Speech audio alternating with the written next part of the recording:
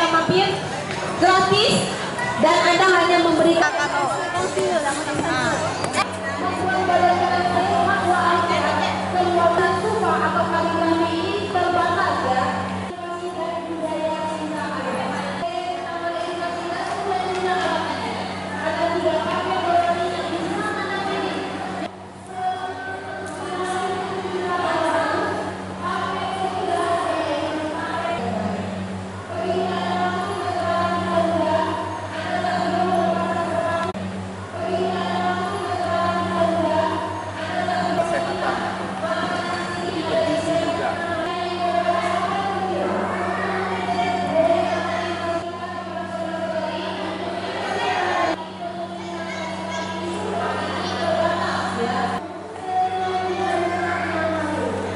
tahun ini kita memaknai Imlek adalah sebagai momen kebersamaan, ada momen kebersamaan hidup harmonis antar keluarga, antar masyarakat, antar bangsa dan dunia.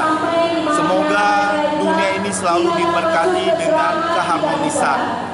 Manusia harmonis dan manusia juga harmonis dengan alam. Oh, hari ini kita open house lebih kurang mulai dari pagi pukul 7 sampai dengan sore nanti lebih kurang pukul 6 sore.